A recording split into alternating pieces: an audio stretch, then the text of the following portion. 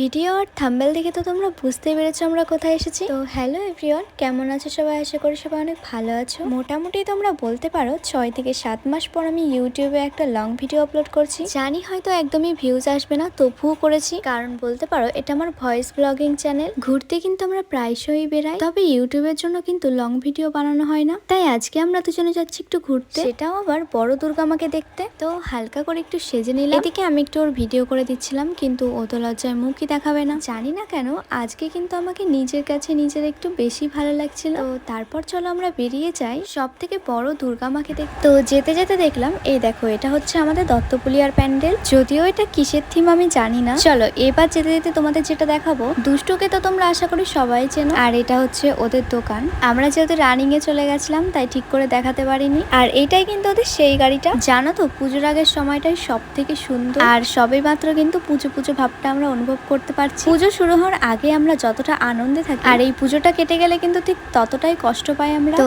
চলো কিছু কথা বলতে বলতে চলে এলাম আমরা। এতদিন যেহেতু ফোনেই দেখেছিলাম, তার জন্য কিন্তু সামনে থেকে দেখতে বেশ আমার একটা আগ্রহ ছিল। তো ঢুকতেই প্রথমে দেখবে তোমরা এরকম খোলা মাঠ মতো, আর সত্যি কথা বলতে রাস্তা থেকে শুরু করে এখানের ভিউটা জাস্ট অসাধারণ ছিল। আমার কিন্তু বেশ ভালো লেগেছে। শুনেছি এটা নাকি একটা চাষের জমি মতো, আর যে চাষিদের জমি এগুলো, তারা নাকি স্বইচ্ছায় পুজোটা করার জন্য অনুমতি দিয়েছে। আমরা যেহেতু পুজোর 4 থেকে 5 দিন আগে গেছিলাম, তার জন্য কিন্তু এতটাই কমপ্লিট হয়েছিল। আচ্ছা, প্রথমেই দেখতে পারবে মা দুর্গার এক পাশে আছেন দেবী লক্ষ্মী এবং গণেশ, আর অন্যদিকে দেবী সরস্বতী আর কার্তিক। আর মা দুর্গার পাশে দেখতে পারবে মহিষাসুর। তো মহিষাসুরও পুরোটুকু কমপ্লিট করা হয়নি। তো আমরা যখন গেছিলাম তখন এতটুকুই কমপ্লিট হয়েছিল।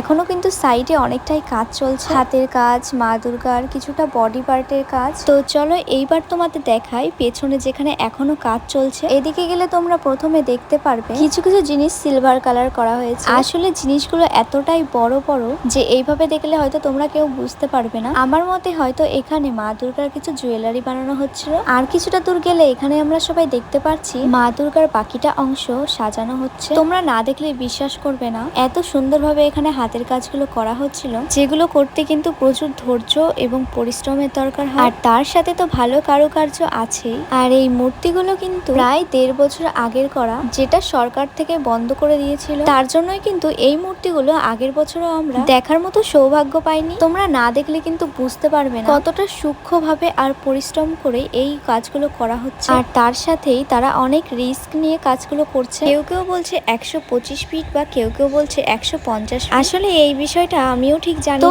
এবার তোমরা দেখতেই পারবে পেছনের অংশটা কিভাবে কি করা হচ্ছে। আজকের জন্য আমরা এতটুকুই দেখতে পেরেছি, আর যতটা জেনেছি ততটাই তোমাদের সঙ্গে শেয়ার করলাম। আর এখানে কিন্তু খোলা মাঠের দৃশ্যটা অসাধারণ, তোমরা সবাই আসলেই বুঝতে পারবে। এখন থেকেই প্রচুর মানুষ এখানে ভিড় জমাচ্ছে। আর আমাদের বাড়ি থেকে যেহেতু এখানে খুব একটা দূরত্ব না, তাই ধরাই যায় এটা আমাদেরও বেশ গর্বের একটা বিষয়। কিছু ভিডিও করতে করতে সময় কাটাতে কাটাতে এখানে প্রায় সন্ধ্যা সন্ধ্যা হয়ে এসেছে, কিন্তু তাই বলে মানুষজনের ভিড় কিন্তু একটুও কমছে না। আর এখানে কিন্তু সব সময় কাজ চলছে। আরেকটা জিনিস যেটা তোমাদের দেখানো হয়, শুনেছি এখানে লাইটের ব্যবস্থা বেশ ভালো করা হচ্ছে। শুধুমাত্র এখন এখানে কাজ চলছে তার জন্য কিন্তু হালকা লাইট দেওয়া হয়েছে। আর ওইখানে দেখতে পাচ্ছ মহিষাসুরের কিন্তু কিছুটা অর্ধেক মূর্তি করা রয়েছে, আর মহিষাসুরের মাথাটা কিন্তু করা এখনো বাকি আছে। চলো তোমাদের দেখিয়ে দিই। ওইখানে দেখতে পাচ্ছ মহিষাসুরের মাথাটা রাখা আছে। আচ্ছা, আজকে দিনটা আমার বেশ ভালোই কাটলো। এইটুকু দেখার পর আমার অবশ্যই আরো আগ্রহটা বেড়ে গেছে। পুরোটা কমপ্লিট হওয়ার পর অবশ্যই আমি একবার হলেও আসবো এখানে। আর তোমরা কে কে এখানে আসছো বা আসতে চাইছো অবশ্যই আমাকে কমেন্টে জানিও। আর আমি এখনো সবার মতো ব্লগ ভিডিও বা ব্লগার হয়ে পারিনি, তাই ভিডিওটা করতে অনেক অসুবিধা হয়েছে আমার। তো সবাই ভালো থেকো। যদি আমার ভিডিও একটুও ভালো লেগে থাকে তাহলে আমার পাশে থেকো।